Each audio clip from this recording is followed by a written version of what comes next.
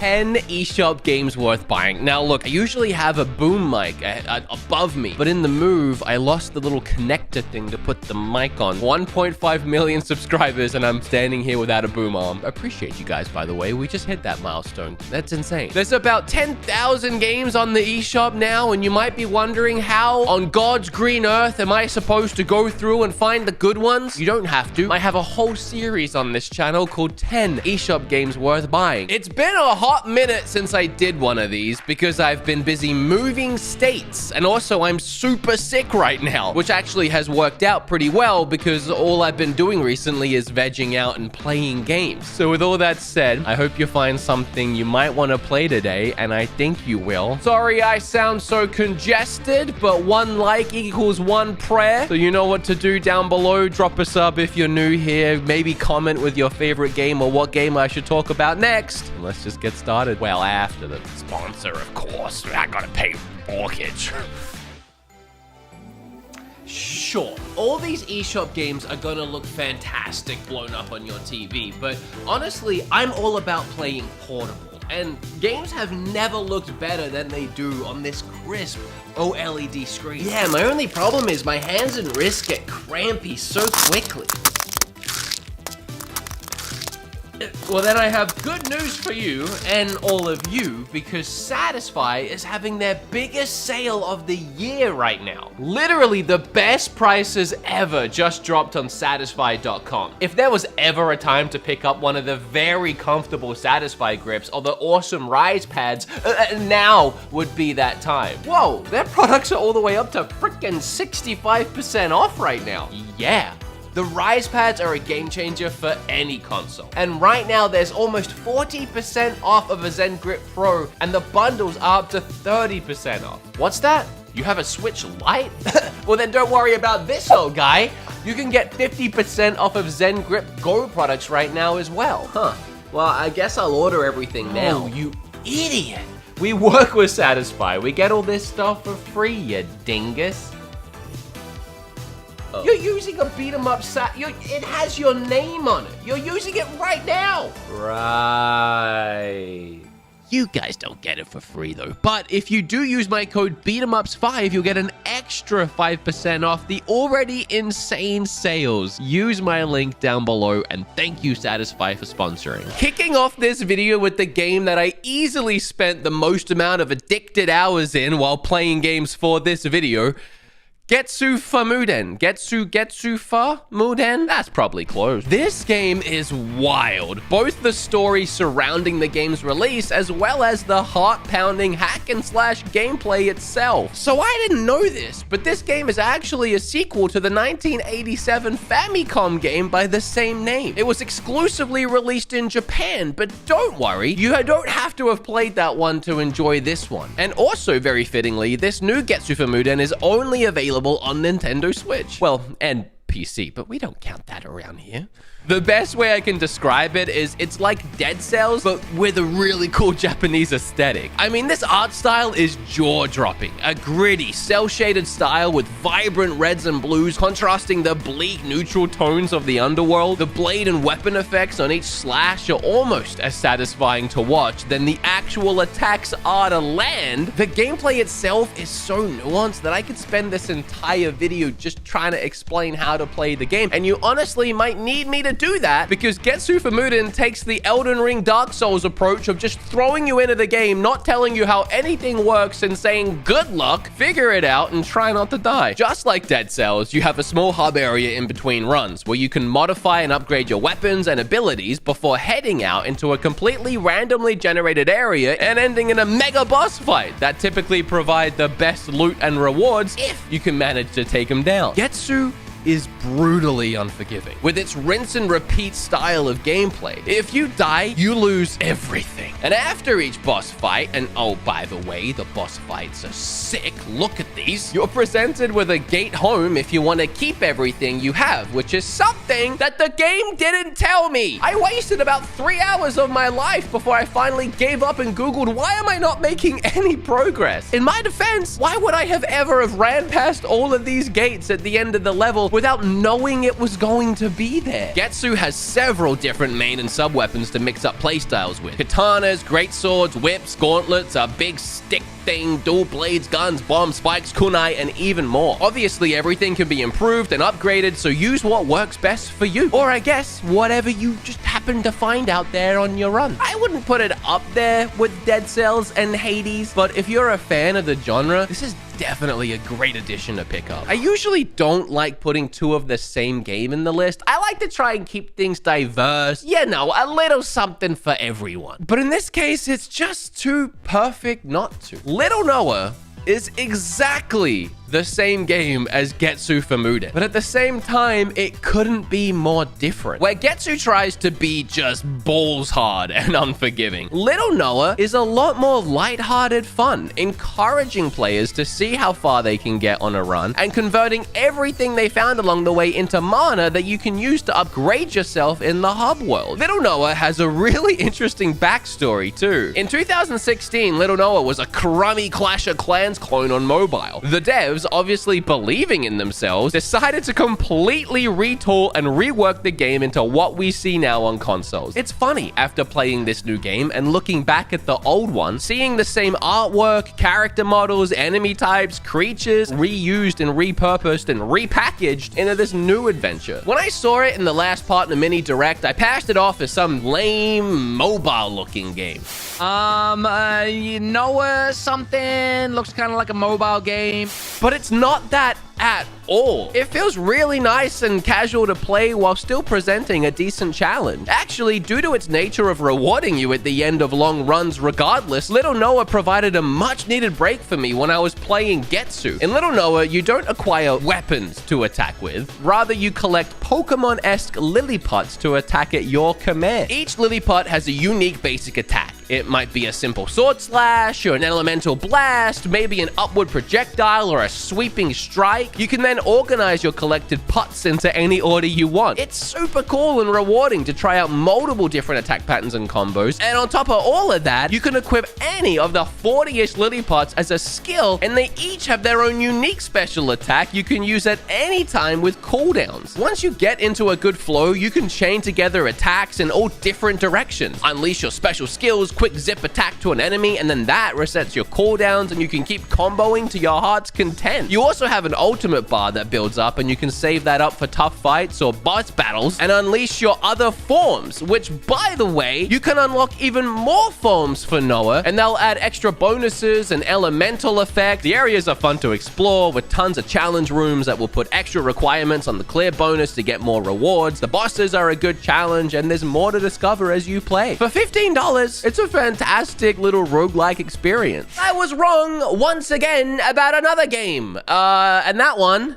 is a Leckhead. I thought this was just a cute but cheapy $10 platformer with, you know, not much to offer that I hadn't seen before, and yeah, I was very wrong. It's the brilliantly smart level design that really shines here, forcing the player to think outside the box on every single screen. Whether that means figuring out how to charge up a certain platform so you can reach it, or spending 20 minutes in this poop room confused and getting nowhere before you realize you're supposed to go back and fall through this tiny hole you missed, and the poop room was literally a sign that you stink at the game. It's the kind of game where if I try to explain things, it'll just ruin the experience for you. And there is a certain thrill that comes from solving each of these quirky puzzles. Every single screen is a new brain teaser. It doesn't repeat the same idea twice, and while some concepts do build on themselves as the game progresses, for the most part, every new area has a completely different way of approaching it from the ones previously solved. What's here is meticulously well thought out, and the perfect little package with no fluff and no filler from start to end. For $10, it's a perfect pickup. Perfect pickup,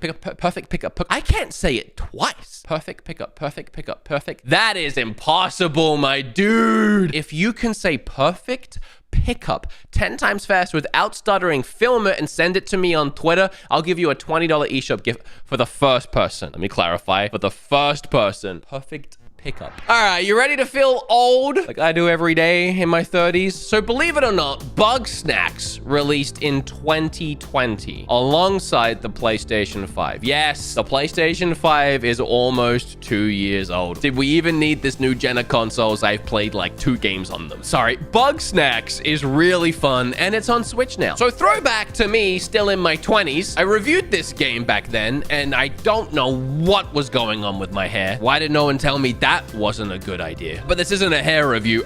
This is what I said about Bug Snacks then. Bug Snacks started as a heavily inspired by Pokemon Snap style game, but thankfully merged into something much more by adding in elements from Ape Escape, Dark Cloud, and even Viva Pinata. Instead of Pokemans, we got bugs merged with snacks. But of course, we can all agree the best by far is Bunga. So go out there and catch them and shove them down these Muppet-esque weirdos' throats and be grossed out as they sprout strawberry legs or curly fry teeth. So to build on what Jennifer Aniston just said there, Bug Snacks is a fun romp around a tasty and somewhat open zone based game with satisfying catching mechanics for these delicious pokey snacks all set around a Muppet murder mystery gone sour. The port to Switch here is pretty nice. I mean, there's some pop-in and rough edges, but on the handheld Switch, it's pretty crispy on the screen. I'd say all around, it's a great way to play the game. I mean, the Portal Companion Collection doesn't have a physical yet, but you know that limited run or Play Asia is gonna do one eventually. For now, it's eShop only though, so talk about these games that I played when I was essentially a child. What does one even say about the Portal games that hasn't already been said over and over the last decade? 2 of the highest rated and praised games of all time, specifically Portal 2, which has a staggering near-perfect must-play score on Metacritic. The Portal games were made by Valve back in the late 2000s and are set within the Half-Life universe. You don't gotta know anything about that. The game focuses on Shell, a woman who is trapped in the facility and forced to undergo a series of tests armed with only the portal gun and promised the sweet, sweet reward of cake once you finish. And spoiler alert, cake is a lie. The insane amounts of fun in this game come from 3 core places, in my opinion. 1, the at its core fun to mess around with portal mechanic. It was mind-blowing to just whack a portal somewhere and then shoot one somewhere else, and creating a direct link between the two, messing around with gravity and momentum to reach new places and solve different puzzles, which bring us to point 2. The puzzles. Each puzzle and new area is so brilliantly created and well thought out, always presenting new challenges, forcing you to think outside the box. And 3, the humor. The entire game is narrated by GLaDOS, a malicious artificial intelligence who to this day has some of the best quotes in video game history. And in the second game, they're downgraded to your sidekick Spud, and if the price tag for this game is worth anything, it's to listen to GLaDOS and J.K. Simmons yell at each other and get themselves motivated to burn down houses. Also, Portal 2 features a whole extra co-op mode that's separate from the base game, but possibly even more fun. Now, if I told you I grabbed Neon White on Steam so that I could play it on my Steam Deck, would you get mad at me? You can't, because I'm sick. It's the rules. You can't get mad at a sick boy. I adore this game, and it's just as worth picking up on Switch as it is anywhere else. Initially, I debated where to buy it, but that's because this game needs to be played in 60 FPS, so I YouTube searched comparisons of the 2 games, and the difference was completely negligible. The Switch version is 60 FPS, and visually, it's pretty much the same. I ultimately decided to go with the Steam Deck version, just so I had something to play on this thing. I know it has my entire Steam library. I just wanted something new. Sue me. God, I can't do that voice today. Neon White was a game that, as soon as I saw it revealed in a Nintendo Direct, I was 1000% in. A fast-paced action platformer that used cards to attack? Sign me up! Funny enough, I feel like the game still flew under the radar until it finally released, and then suddenly everyone seemed to be on board with the concept. I think mostly because word of mouth spread real quick, and deservingly so. The game is a blast. Neon White is set in a heaven that's been overrun run with demons, and you play as an assassin plucked from hell to slay everything in sight and purge the once holy land. You collect soul cards that you use as discardable weapons, either using them to attack or burning them by activating their secondary ability, which usually has an effect, like an extra jump or a speed burst and so much more. It's fun just ripping through the levels and getting to the finish line, but then going back through and cleverly combining the cards and discovering massive shortcuts to slash down your best time is a whole nother level of addicting gameplay. And if you thought all this game had to offer was some fast-paced action fun, I gotta tell you, you're completely wrong, because there's a whole nother side to the game, a dating sim. Around the levels, you can spend time getting to know the other characters, giving them gifts you find around heaven to unlock new story beats and bonus levels in an attempt to uncover heaven's dark secrets, and even try to figure out what happened in your own past life and what led you to getting stuck as a demon slayer slashing around with some smooth moves. Card shock, do-do-do-do-do-do, card shock, do-do-do-do-do-do. So I may have a little bit of a bias on this next one. Card shock is incredible. Look, I would have said that anyway, but my dear friend Bob and I did interview the creator of this game on our podcast. Shout out to the Nintendo podcast and the creative director of this game, Arno. You can check out that episode right now on YouTube or wherever you get your podcasts. We went into a lot of detail about how he came up with the idea for the game and its unique mechanics. For example, the very start of the game features blackjack, but you're not actually the one playing. Rather, someone you had just met asks you to help them cheat in a game by taking a glance at the opponent's cards while you refill their drinks and then giving them a secret signal back to your new friend on what you saw. This idea is fun on its own, but the delicate balance between trying to quickly take a sneaky peek at the hand of cards and memorize what you're seeing there, while also being careful to not overfill and spill the drink you're pouring, and then having to remember which direction to wipe down the table to give the correct hint to this terrible cheater. Immediately after this moment too, the game's storytelling shows its true nature as you instantly get caught up in a murder that you, may or may not have indirectly caused. The game features many dark themes around the lighthearted fun of card games, and even gives you a warning at the start of the game that there may be some tough concepts explored within the game. You end up traveling around with these gambling con artists, and you do indeed learn loads of card games and tricks you can utilize yourself to fool people. There's about 28 different card tricks, and each one is super rewarding to memorize and then utilize against your poor naive victims. All wrapped up in a charming hand-drawn and painted art style, Card Shark is definitely worth a buy. Or am I tricking you? You'll never know. The sleight of hand. Oh, I'm a rule breaker today, baby. Maybe it's because I'm sick. Maybe it's because I don't care anymore. But we're breaking another rule of my own rules, kind of.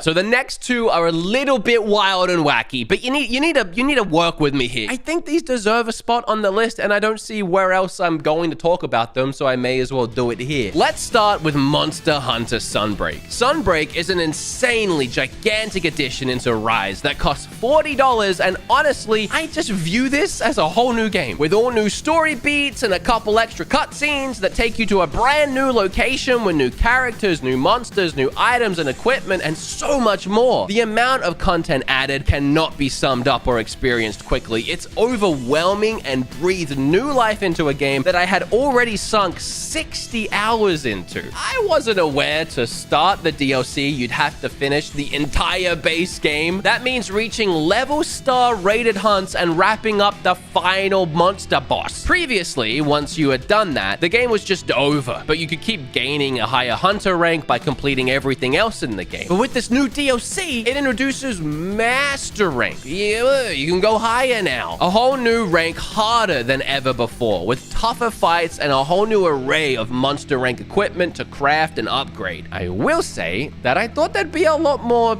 story here. That was just the vibe I was getting by the trailers. It does set you up really nicely with some gorgeous visuals, but then you're just set free to run amok in this new location and keep on grinding away, either on your own or with friends. I am already re-addicted to this game and putting in a ton more hours, and I can't wait to be done with this video so that I can keep playing. All right, now Cuphead, that just got slapped with the delicious last course, which adds 6 hours of more Cuphead craziness, but for the low price of $8, it's surprisingly delicious value. Look, I'm not doing food puns again. The DLC introduces Miss Chalice as a brand new playable character with a new moveset and abilities. You explore a brand new Inkwell Isle with some of the most intense bosses we've ever seen in Cuphead. All new weapons and charms, and look, it's more Cuphead for $8.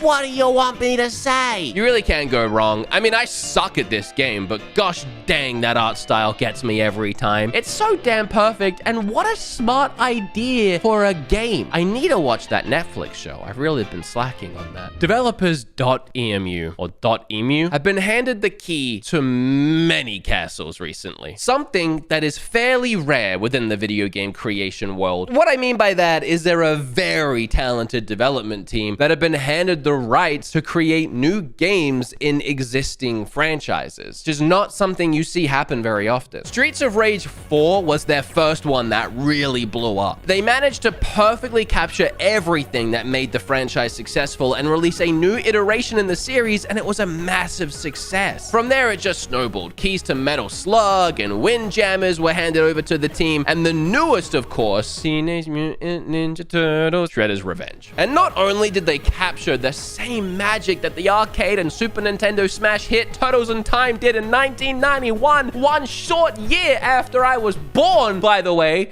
Remember, I'm old. It's also just one of the best beat-em-ups that has ever been made, and yes, it's still weird for me to say beat-em-ups and not think of myself. It being so good honestly shouldn't surprise anyone, as the team had already had beat-em-ups experience having worked on the Scott Pilgrim vs. the World game, which is still to this day one of my favorite beat-em-ups of all time, and I need to stop saying beat-em-ups, it's freaking me out. Shredder's Revenge is so much classic beat-em-ups, fun and flair. It has everything you would expect. Loads of enemies to wail on, side-scrolling progression, and tough boss fights, but unlike old arcades that would swallow your quarters by the piggy bank load, this new version is much more forgiving, with so many ways to attack, from your own weapons and abilities to using the environment to your advantage, being able to dodge in any direction, and huge special attacks that'll clear the area around you real quick. The pixel art style speaks for itself. It's perfect and exactly what you would want, with the beautiful animations and effects. The soundtrack is straight fire. You can play 8 players either locally or online. Are you listening, Nintendo? You can play as the Turtles, April, and Shredder. It's super fun, but only a few hours long. I mean, obviously, there's a lot of replay value there, but I would take that into consideration when you drop down the $25. Also, it's currently an eShop only game, but several different physical versions are coming, so I had to sneak this one out quickly. Limited Run's doing one. I think you can probably buy one at GameStop. Yeah, it's gonna be a thing. Well, that's it. Another 10 eShop games worth buying. Well, actually, I guess 7 eShop games for me, 1 Steam Deck game, and then 2 big DLCs, but whatever. I really like making these videos, and I know you guys like them too. They're still my favorite videos. I always get really excited when it's time to start writing one. I already can't wait to make the next one. Getting real close to episode 30. As long as you guys keep watching these, I will keep making these. They are a lot of work, probably the most work out of any video on this channel, just because of the time it takes to do everything, but I love it. It's so much fun. Thank you. Like, comment, subscribe, share with your friends, your mom, your grandma, your grandpa. Just get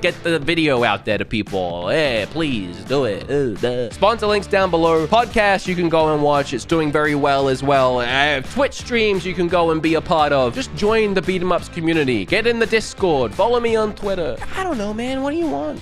What do you want? It's so free. It's so free. All of that is free. You don't pay for anything. I provide all this free content for you every day. Every day. Bye.